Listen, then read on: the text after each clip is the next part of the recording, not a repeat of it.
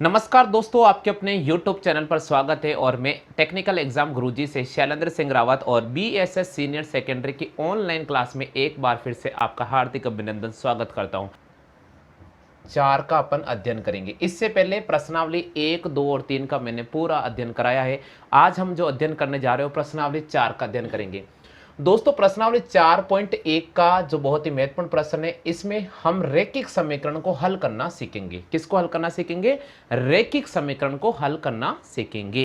नमस्कार दोस्तों, आपके अपने YouTube चैनल पर स्वागत है और मैं टेक्निकल एग्जाम गुरुजी से शैलेंद्र सिंह रावत और BSS सीनियर सेकेंडरी की ऑनलाइन क्लास में एक बार फिर से आपका हार्दिक स्वागत है। और आज की इस वीडियो में हम पढ़ेंगे प्रश्नावली 4.1। दोस्तों 10वीं क्लास में अध्ययन करने वाले सभी छात्र और बोर्ड एग्जाम की जो तैयारी कर रहे हैं इस 8% उनके लिए काफ़ी महत्वपूर्ण ये वीडियो है। तो दोस्तों अगर आप इस साल बोर्ड एग्जाम में बैठ रहे हो या अभी 10वीं क्लास में आए हो तो आज हमारे इस यूट्यूब वीडियो को ज़रूर देखें।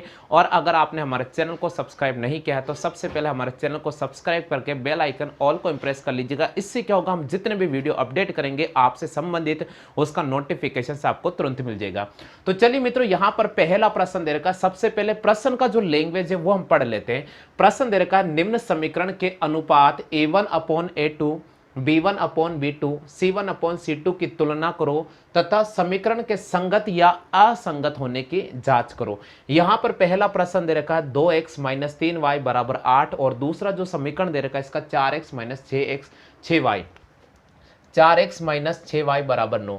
मित्रों कभी भी एग्जाम में ऐसा कभी भी प्रश्न आता है, बोर्ड एग्जाम में अगर आप बैठने जा रहे हो तो कभी आपको जो प्रश्न दे रखा उसको ध्यान पूर्वक पढ़ना। अगर आप प्रश्न को ध्यान पूर्वक पढ़ोगे तो आपको जो पूछा जा रहा है वो आपके पास रिजल्ट होना चाहिए। मित्रों यहां पर आपको इक्वेशन दे रखा है कि निम्न समीकरणों के अनुपात की आपको A1/A2 B1/B2 और C1/C2 की तुलना करनी पड़ेगी। सबसे पहले यहां पर जो समीकरण दे रखा है, यहां पर x की पावर 1 नजर आ रहा है, y की पावर 1 नजर आ रहा है। इसी प्रकार यहां पर भी x की पावर 1 है और y की पावर 1 है। तो जो दी गई समीकरण है वो एक प्रकार से रैखिक समीकरण है। कौन सी समीकरण है? Step number 1। तो यहां मैंने लिखा स्टेप नंबर 1। अब स्टेप नंबर 1 क्या है वो लिखना पड़ेगा। सबसे पहले हम लिखेंगे दिया गया रैखिक समीकरण। दिया गया रैखिक समीकरण, आपको जो भी रैखिक समीकरण दे रखा है उसके बारे में आप सबसे पहले लिख दीजिए। तो आपको जो रैखिक समीकरण दे रखा है वो मैं आपको बता देता हूं। दे रखा है 2x - 3y = 8, इसको हमने समीकरण नंबर 1 दे दिया। इसी प्रकार 4x - 6y = 9, इसको समीकरण नंबर 2 दे दिया। स्टेप नंबर 1 हमें फॉलो करना पड़ेगा। हमें जो रैखिक समीकरण दे रखा उसके बारे में आप सबसे पहले लिख दीजिएगा। तो यहां मैंने लिखा 2x - 3y = 8, इसको समीकरण 1 दे दिया और 4x - 6y = 9, इसको मैंने समीकरण नंबर 2 दे दिया। अब दोस्तों हम स्टेप नंबर 2 फॉलो करेंगे। तो यहां लिखा मैंने स्टेप नंबर 2। अब स्टेप नंबर 2 क्या है? स्टेप नंबर 2 में हम लिखेंगे हम जानते हैं कि रैखिक समीकरण युग्म। तो दोस्तों अपन लिखेंगे हम जानते हैं कि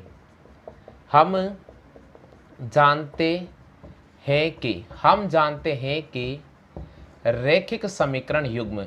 अब दोस्तों रैखिक समीकरण युग्म क्या होता है उसके बारे में आपको बता देता हूं। रैखिक समीकरण युग्म का फॉर्मूला होता है A1x1 + B1y1 + C1 = 0। आप इसको समीकरण नंबर 3 दे दो। इसी प्रकार दो समीकरण है इसलिए दो बार लिखूंगा। A2x2 B2y2 + C2 = 0, इसको समीकरण नंबर 3 4 दूंगा। अब दोस्तों अपन स्टेप नंबर 3 फॉलो करेंगे और स्टेप नंबर 3 में हम समीकरण 1 और 3 की तुलना करेंगे। तो यहां लिखा मैंने स्टेप नंबर 3। कभी भी एग्जाम में ऐसा प्रोसेस आता है, ये प्रश्न बनता है तो आप यही स्टेप फॉलो करना। हम लिखेंगे स्टेप नंबर 3 में समीकरण 1 व समीकरण 3 की तुलना करने पर, समीकरण 1 व समीकरण 3 की तुलना करने पर हम सबसे पहले समीकरण 1 और समीकरण 3 की तुलना करेंगे। अब दोस्तों समीकरण 1 हमारे पास ये है और समीकरण 3 है। तो सबसे पहले मैं समीकरण 3 का फॉर्मूला लिख रहा हूं। A1x1 + B1y1 + C1 = 0 और समीकरण 1 मेरे पास है 2, तो मैंने लिखा 2 और यहां मैंने लिखा x। माइनस का चिन्ह है तो माइनस का 3y और ये 8 है, इसको मैं इधर लेकर आऊंगा तो माइनस का 8 बराबर 0 हो जाएगा। अब मित्रों देखिए सबसे बड़ी बात क्या है, यहां पर x1 है तो आप इसको x1 बना दो, यहां पर y1 है तो आप इसको y1 बना दो। अब देखो दोस्तों यहां पर भी x1 है, यहां पर भी x1 है, यहां a1 है और यहां 2 है, तो यहां से हमारे पास a1 का जो मान आ जाएगा वह 2 आ जाएगा। कितना आ जाएगा? 2 आ जाएगा। यहाँ पर प्लस है, यहाँ पर माइनस है, तो हमारे पास जो b1 का मान आ जाएगा वो माइनस का 3 आ जाएगा। क्या आएगा अपने पास में? माइनस का 3। इसी प्रकार यहाँ से हमारे पास c1 का जो मान आएगा वो माइनस का 8 आ जाएगा। आ गया सभी को समझ में? इसको हम कॉमन इक्वेशन 5 देंगे और इस मान को हम समीकरण नंबर 6 देंगे। अब आगे प्रोसेस क्या करना वो हम यहाँ समझा रहा हूँ। इसी प्रकार अपन स्टेप नंबर 4 फॉलो करेंगे, तो यहाँ लिखा मैंने स्टेप नंबर 4। अब दोस्तों स्टेप नंबर 4 को आप देख लीजिए, स्टेप नंबर 4 अपन कैसे फॉलो करेंगे। स्टेप नंबर 4 में हम समीकरण 2 वे समीकरण 4 की तुलना करेंगे। अब स्टेप नंबर हम जो ले रहे हैं 4, इसमें समीकरण 2 वे समीकरण 4 की तुलना करेंगे। तो समीकरण 2 हमारे पास में है, सबसे पहले फॉर्मूला लिखेंगे a2x2 plus b2y2 plus c2 बराबर 0। अब समीकरण 4 को इसके नीचे लिखेंगे तो हमारे पास में आ जाएगा, देखिए साथियों, 4x2 माइनस 6y2 माइनस 9 बराबर 0। अब अगर दोस्तों मैं इसको समीकरण 6 दिया तो इसी प्रकार में इसको समीकरण नंबर 7 दूंगा। क्या दूंगा मैं? समीकरण नंबर 7। एक बार दोनों की तुलना करेंगे तो हमारे पास a2 का मान आ जाएगा 4, इसी प्रकार b2 का मान आ जाएगा माइनस का 6 और c2 का मान आ जाएगा माइनस का 9। इसको समीकरण नंबर मैंने 8 दे दिया। ये समीकरण 8 हो गया। आगे सभी को अब हमें क्या करना होगा? अब हमें क्या करना होगा? समीकरण 6 और समीकरण 8 की तुलना करनी होगी। क्योंकि हमें अनुपातों की तुलना करनी है तो हम स्टेप नंबर 5 फॉलो करेंगे। तो स्टेप नंबर 5 क्या है? स्टेप नंबर 5 है हमें अनुपातों की तुलना करनी होगी। हमें अनुपातों की तुलना करनी होगी। अब अनुपात की तुलना कैसे करेंगे? हम लिखेंगे a1 अपॉन a2 बराबर b1 अपॉन b2 बराबर c1 अपॉन c2। ये मान अगर बराबर होगा तो संगत है और अगर कोई भी एक मान बराबर नहीं है तो असंगत हो जाएगा समीकरण। बिल्कुल हम यहाँ पर वैल्यू यूज करेंगे। तो a1 की वैल्यू है 2 और b1 की वैल्यू है 4, बराबर का चिन्ह लगा दिया। b1 की वैल्यू यहाँ पर मेरे पास माइनस का 3 है और b2 की वैल्यू माइनस का 6 है, बराबर का चिन्ह लगा दिया। यहाँ पर माइनस का 8 है और माइनस का 9 है। देखिए दोस्तों यहाँ पर माइनस से माइनस कट गया, इसको काटेंगे तो हमारे पास 1/2 आ जाएगा, बराबर इसको काटेंगे 1/2 आ जाएगा। लेकिन यहाँ ये बराबर नहीं है, अतः समीकरण नंबर जो समीकरण मिला, देखिए साथियों यहाँ पर समीकरण 8 था, इसको आप तुलना करोगे तो इसको समीकरण 9 दे दो और आप इसको समीकरण नंबर 10 दे दो। अतः समीकरण 10 से सिद्ध होता है कि दिया गया समीकरण एक प्रकार से असंगत समीकरण है, यानी यहाँ पर जो समीकरण दे रखा वो असंगत है। आगे सभी को समझ में? इसी प्रकार में इसका अगला प्रश्न हल कराता हूँ मैं, इसको भी अपन हल कर लेते हैं ताकि आपको पहला और दूसरा प्रश्न पूरी अच्छी तरह से समझ में आ जाए। जैसा कि दोस्तों यहाँ पर जो समीकरण दे रखा है, हम सबसे पहले स्टेप नंबर 1 फॉलो करेंगे। तो स्टेप नंबर 1 क्या लिखेंगे वो मैं आपको बता रहा हूँ। स्टेप नंबर 1 में लिखेंगे दिया गया समीकरण युग्म, दिया गया रैखिक समीकरण, दिया गया रैखिक समीकरण। जो भी आपको रैखिक समीकरण दे रखा उसके बारे में लिखो। तो यहाँ पर दे रखा 2x माइनस का 2y बराबर 2, इसको आप समीकरण नंबर 1 दे दो। और दूसरा समीकरण दे रखा 4x माइनस का 4y बराबर 5, इसको मैंने समीकरण नंबर 2 दिया। जो भी आपको समीकरण दे रखा सबसे पहले आप उसके बारे में लिख दो ताकि एग्जामिनर अगर आपकी कॉपी जब भी चेक करे तो उसे साफ सुथरा कार्य नजर आए और वो आपको पूरे में से पूरा नंबर दे। यहाँ पर स्टेप नंबर 1 फॉलो किया, अब इसी प्रकार हम स्टेप नंबर 2 फॉलो करेंगे। तो स्टेप नंबर 2 क्या है इसके बारे में बताता हूँ। स्टेप नंबर 2 में लिखेंगे हम जानते हैं कि रैखिक समीकरण युग्म, हम जानते हैं कि रैखिक समीकरण युग्म। अब आपको जो रैखिक समीकरण युग्म है उसका फॉर्मूला लिखना पड़ेगा। तो वो होता है मेरे पास में a1x1 plus b1y1 plus c1 बराबर 0। आप इसको समीकरण नंबर 3 दे दो। इसी प्रकार यहाँ पर दो समीकरण इसलिए दो बनाना पड़ेगा, a2x2 plus b2y2 plus c2 बराबर 0। आप इसको समीकरण नंबर 4 दे दो।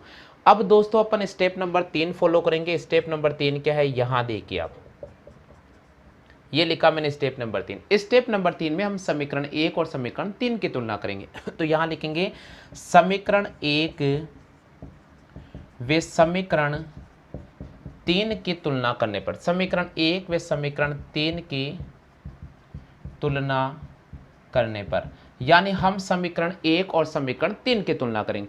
तो समीकरण 1 और समीकरण 3 की तुलना करने से पहले हम फॉर्मूला लिखेंगे a1x1 plus b1y1 plus c1 बराबर 0, और इसके नीचे समीकरण आप 1 रखोगे तो अपने पास में हो जाएगा 2x1 प्लस, सॉरी यहाँ माइनस का चिन्ह आ रहा तो माइनस 2y1, और इस 2 को इधर लेकर आएंगे तो माइनस का 0, और आप इसे समीकरण नंबर 4 दे दो। आगे सभी को समझे, सॉरी समीकरण नंबर इसको 5 दे दिया। अब दोस्तों हम यहाँ पर एक लाइन बना देते हैं, इसके आगे वाला पार्ट अपन हल करते हैं। अब अपन स्टेप नंबर 4 फॉलो करेंगे। तो यहाँ लिखा मैंने स्टेप नंबर 4। स्टेप नंबर 4 में हम समीकरण 2 व समीकरण 4 की तुलना करेंगे। समीकरण 2 व समीकरण 4 की तुलना करेंगे, यानी हम समीकरण 2 और समीकरण 4 की तुलना करेंगे। समीकरण 2 का फॉर्मूला सबसे पहले आप लिखो a2x2 plus b2y2 plus c2 बराबर 0। इसके नीचे आप समीकरण लिखो 4x2 माइनस 4y2 माइनस 5 बराबर 0, और आप इसे कॉमन इक्वेशन दे दीजिएगा समीकरण नंबर 6।